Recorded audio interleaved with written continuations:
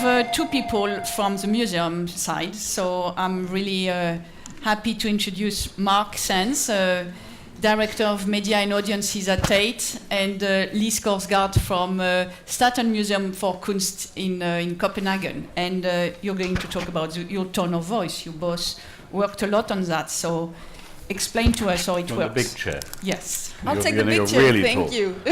Before we start, can I just say that that was an amazing presentation, and it makes you wonder if the Swedish government can work out what's essentially a tone of voice issue, which you've got to believe that museums and galleries can. And I'm not so sure we do particularly well, but we'll get on to that. We'll get on to that. Thank you, Corinne, for the introduction, and thank you for having us. It's a pleasure being here, and I've definitely been looking forward to having this opportunity to talk about tone of voice with you, Marc. And I'll ask you the first question. Should we just explain the format? Session, yeah, maybe. Yeah, you're going to see some questions coming up on the screen. There's the first one. There's a series of them that will prompt a conversation between us two, and then hopefully prompt a conversation with you as well. So, Marc, what is a tone of voice? Tone of voice is, I think, the single biggest issue confronting museums and galleries right now. I think what it is the manner in which the audience understands you. And it's not really about the brand anymore. It's about, the brand is clearly part of it. But the tone of voice is, how are you expressing yourself, and what language do you use to your multiple audiences?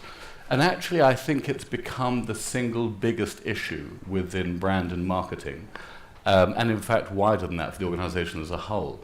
And it's become so because in the olden days, one could simply stand from a great mountaintop and say what one wanted to say, and people would hear it or not. I think now, because of not the advent, but the institutionalization of digital media, the issue of tone of voice is proving very challenging, because people are challenging us, we're challenging ourselves, and I think frequently we're not quite sure how to deal with it. But I think when institutions crack this, I think it becomes very interesting. Let me give an example of a tone of voice that appears to be potentially in contradiction. You know, when you wander around at the inside of a gallery and you see the stuff on the walls, and I'm not stupid, I've got a couple of degrees, and I can barely understand what is being written about the art. And I think this is a major issue. Other people in the institution do, some don't. Compare that tone of voice to the tone of voice that we adopt within our social media. For those of you who follow us on Twitter, you will know, and on Facebook, Tate has about 1 million followers on Twitter and about 600,000 on Facebook, and we use all forms of social media. Our tone of voice in that area is completely different. In fact, it bears almost no relation to what you see on the walls when you enter the gallery. And the question becomes, is that a problem? Is that fine? How do you reconcile what's essentially two very different ways of speaking to sometimes the same person, sometimes a different person, sometimes the same person in a different context? And so we find ourselves struggling too much, in my view, on the issue of trying to nail down exactly what that tone of voice was or should be. And just before I pass on, there's a delicious example. Nick Sorota, who you'll all know, Nick's a wonderful person. When we, 18 months ago, we're quite big in social media. And Nick, there's lots of discussions, lots of debates, lots of blogs, lots of blah, blah, blah, blah, blah. And Nick said to me, came up to me one morning and said, "God, it's really good that we're doing this, and I completely know it's a digital future, and this is really great. But, God, some of the comments that people say, they're not very bright, are they?" And I'm sitting, all I could say to Nick is, "Nick, that's your audience." And this is where the issue between institution, audience, and tone of voice becomes complicated. I don't think it needs to be complicated, but I think it's one of the single biggest areas. So I hope that's sort of a definition of tone of voice. Could be, I guess. I've got a question for you, because apparently I'm pink. You're pink. Here we are. Right, why is it important? And I'm going to change this question, actually, to is it important to have only one tone of voice across the organization? Yeah, well, I think it's very interesting what you're saying about that we are speaking in many different voices on the different channels and in the different medias we are speaking. In the organization that I come from, SMK, as we call ourselves, we have for years been celebrating the notion of the multi-voiced. We are communicating over 700 years of art, the biggest collection of Danish art, international art as well. We have diverse interpretations of the art, and we are very open about that. So our staff is very used to setting their own mark on the communication they contribute to. And that is good in many, many ways. But some years ago, around 5 years ago or so, we had to face that among the Danish population there was only a very vague idea about the museum as such. And that is a huge problem for us. And I mean, so what we could see, or what we began considering, was if this thing about having many voices always is a good idea. Because what we could see is that we as a museum were telling a lot of stories, and a lot of good stories as well, but the stories weren't connected. And it has made me consider if I think that this situation is pretty comparable to being invited to a party, actually, if I can give you that example. We all know that it's not going to be a great party if you show up in a gala dress or a tuxedo and it turns out that you're at a beach party. It helps if the invitation for the party gives you an idea of what's in store. Are you going to a party where you'll have clever sit-down dinner conversations all night? Or is it one of those parties where you dance on bare feet and bring your own beers and have a feast all night? Knowing that framework will definitely make it easier for you to have fun and to contribute to a night to remember, I guess. And that is tone of voice, in my opinion. I mean, there's lots of talk. I mean, Damien alluded to it this morning, and I think lots of museums and galleries are talking about it. This notion that the place of a museum in culture and society is increasingly a place to understand both yourself and your surroundings. If that's true, and I would like to believe that it's true, but I'm not wholly convinced. I'm convinced that in a neutral sense that's what these institutions are for. I'm not convinced in the practical sense that's what they do. Because if that's the case, why is it that so many people have absolutely no interest in museums? It's clearly a failure of connection, and it's a failure of the tone of voice, the manner in which we're talking about ourselves and allowing other people to talk about ourselves, which is why I think if we can crack the tone of voice issue, the issue of more gallery visitors either in the digital space or in the physical space will come. But how do you do that? How do you manage Let's the tone see of with voice? the next question. That's the one. How do you manage your tone of voice? With unbelievable difficulty. That's the honest answer, and it's a Chatham House rule, so nothing we ever say in here appears anywhere. There's various members of Tate colleagues in the room, so they'll have a view on this. My view is it should be... We are developing this over time, and there's not a single day that you'll be able to develop your tone of voice. I think it should be about the person and the work that you're talking about and the audience sort of rolled into one. If I can give you a couple of examples, I think by example it works best. We started blogging a lot on shows, on a bit of everything that goes on in Tate, about two and a half years ago. And the first real big blog we did was a woman called Christine Riding, who's a totally terrific curator who's unfortunately left us now. I think she's at the Maritime Museum. And she did a blog on the Gauguin show, which was a blockbuster, massive show in London. Millions of people, well, not millions, hundreds of thousands of people came. And we said to Christine, would you write a blog about this? And she said, yeah, okay. I've never done this before. How do you want me to write it? And I was just, well, just be you, because you're brilliant and you know all this stuff. And so the first 3 blogs that she wrote, we did it by committee, and we said, right, let's look at this, and we'll take a red pen, and we'll go, no, you can't say that, and that would be bad. And what? Jesus, after 3 of them, we just said, Christine, just write them, send them, we'll have a quick look. I don't think we amended anything after that. And this is the whole issue about loosening control of the institution, the organization. Now, so we've moved on from that slightly, but my own view is that you have to trust the people in your organization. And you have to, now a Gauguin blog is going to be completely different to a Damien Hirst blog. It's going to be totally different to we even did a blog on the Choucair exhibition, a very small, very important Lebanese, but a small show at Tate Modern.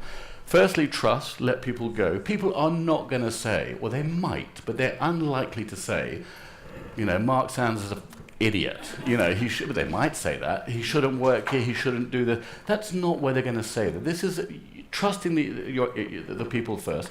Secondly, they really know what they're talking about, so let them speak. Don't edit like crazy. And thirdly, the notion of allowing, you manage it by allowing for multiplicity of voices to speak. The last thing that we do, and we've initiated this recently, is that we have, I think you've got to operate a little bit more. You can't have random voices coming in from left field. We have an editorial group now that meets every Monday for an hour, and we go through everything that we are going to be talking about, particularly in the digital space. And we don't edit it in that meeting, but we do decide what are we going to talk about as a group. So it lasts an hour. We don't run through everything. We run through everything. We review what's happened before, what was good, what was bad, what was interesting, and then in that meeting we decide what we're going to be saying for the next week and the next few weeks. But I think the very question is potentially difficult, because I think you slightly have to uncouple and unmanage it and trust your people. How do you do it? Well, we... Anyway, I'm going to get to that in a minute. Go back. We actually have the same kind of meetings that you do, this editorial meeting among our staff, where we invite people from different departments to come by and discuss what is relevant to communicate in our organization. And that is very helpful, just to talk about what is the stories we are telling and why are these stories important for us right now. Have you had a situation where you said something, someone's come back and said, "Oof, that was bad. You shouldn't have done that. That was a problem." Yeah, about what we communicated. Yeah, how you communicate, not what, but the how. But how we communicated. I can't think of anything right now. Let me get back to that. Okay, but we had an interesting one. Involved in this group is the press team. Now, the press team at Tate are the most brilliant team ever, but they are the most controlling, tight, nothing must leave the organization until or unless the press team have seen it. More so, I'd argue, than Nick. And they're brilliant because of it. However, I'd argue in the last year, the press team, who are part of the editorial meeting, have understood that, of course, some things will only go through them. And we discuss what that is, and that they're either time-dependent or subject-dependent. But actually, they're now part of the group, and they are far more relaxed than they used to be about Tate talking about itself, about the way, which is what this is really about, talking about itself. Okay, next question, please. So how did you find your tone of voice? Well, we found our tone of voice, or we found the core of it, by making a huge mistake, actually, in the organization.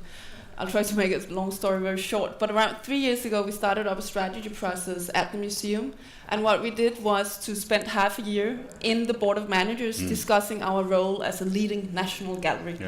And what we came up with was a new formulation of the essence of the museum strategy that said, our knowledge about art history gives you new perspectives.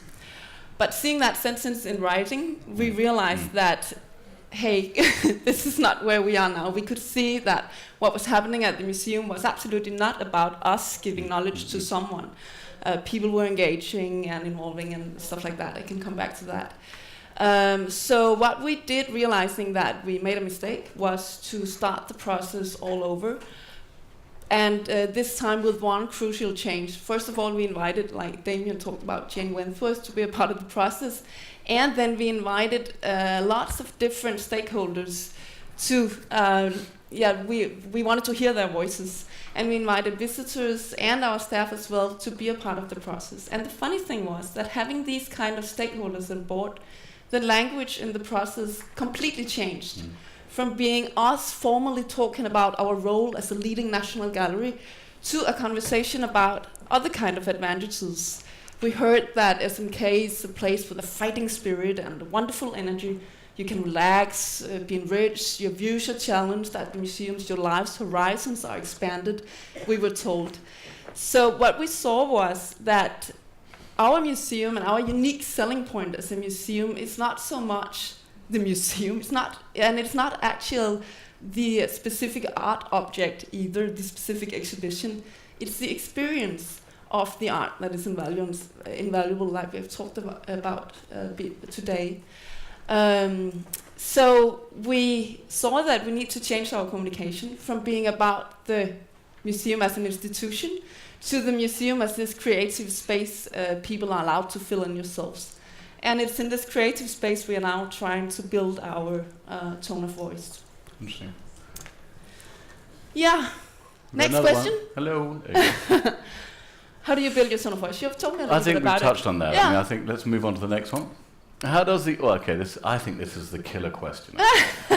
And we've got 5 minutes, but we're going to take 5 and make it into 10. How does the audience contribute to the tone of voice? Yeah, well, Can I continue? Yeah.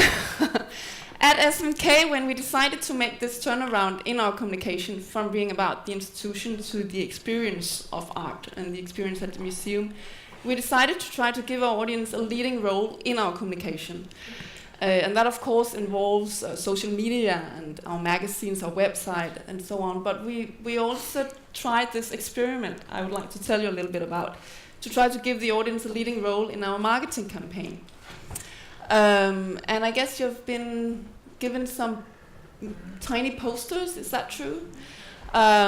What we did was to try to invent a campaign or a new kind of invitation to the party at SMK that could support our message about this creative space. The campaign in itself was very simple in its form. It was made of, we used our 3 letters in our name, SM and K, as a basis for asking questions about what is SMK. That was a question on all our material. What is SMK to you? Give your answer at smk.dk. And then everybody could contribute on the campaign material, and especially on Facebook, which was the center of the campaign, with their versions of SMK words. We tried to answer some of these questions ourselves, what is SMK, and we really tried to do an effort to use a language answering these questions that could support our message about SMK as a more informal, creative, surprising place. So what we would ask would, for example, be, is SMK serialism made kinky? Is it sick, messy knowledge? Or such marvelous kingdom? Or is SMK strange, modern knitting? And so on. So we try to invite people to, be a part of the game, so to speak. And that was kind of eye-opening for us to hear people comments on these questions we asked and to see how good they are at contributing to our communication, and that they are actually much better than we are to defining why SMK is worth visiting. So, great example. What about you and your audience? I think most of what we do in that area is in online and social media. I mean, there's a great example. We did a big Liechtenstein. There's a big Liechtenstein show in London at Tate Modern, which attracted hundreds of thousands of people. But we got the fantastic social media team who had a brilliant idea, which was to ask through social media. We got a vlogger to come in and make herself up in the style of a Liechtenstein painting. So dots all over her face and blah, blah. We then sent it out in social media, and it went berserk. And the amount of people who got the time in their lives to paint themselves up in Ben-Day spots is completely astonishing. And over one weekend, it went completely bonkers.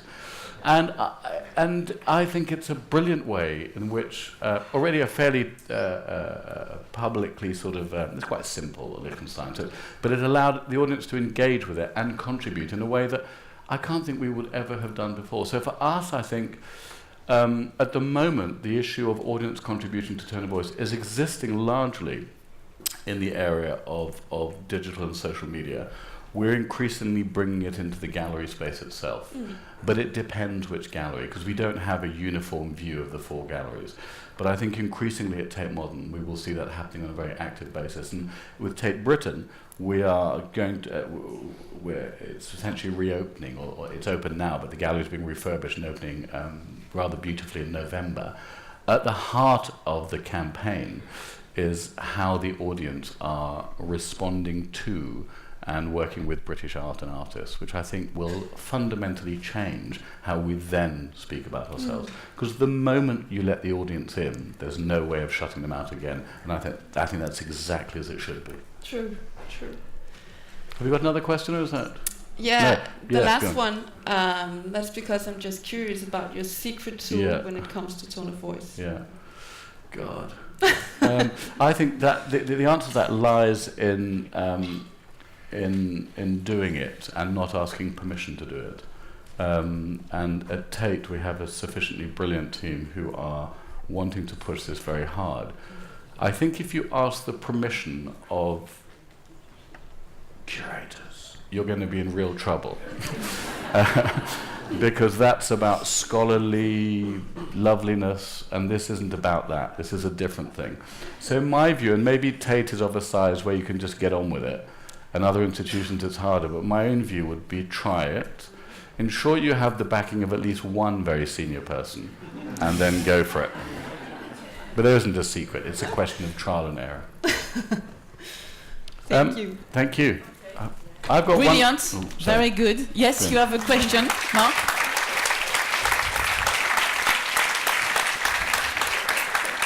Corinne asked me to do the red and green question just as we were sitting down. So red is, I'm having real difficulty. Green is, I have absolutely no problem.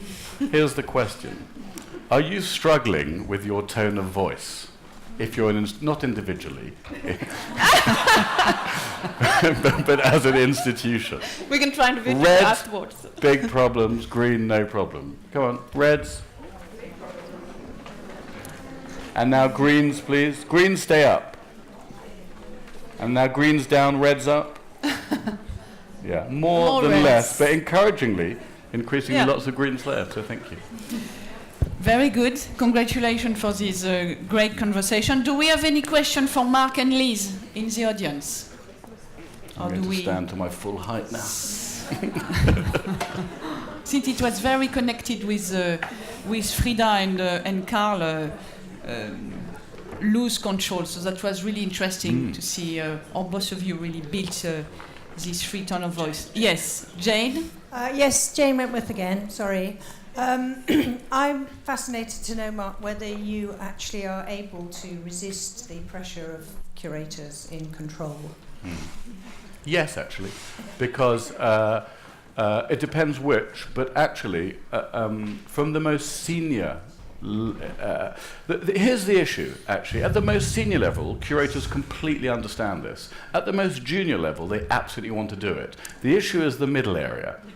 And actually, because Nick is very supportive of this and fully understands it, I think ultimately it's not an issue. But there are day-to-day trials and tribulations with the middle who take who want to control absolutely everything.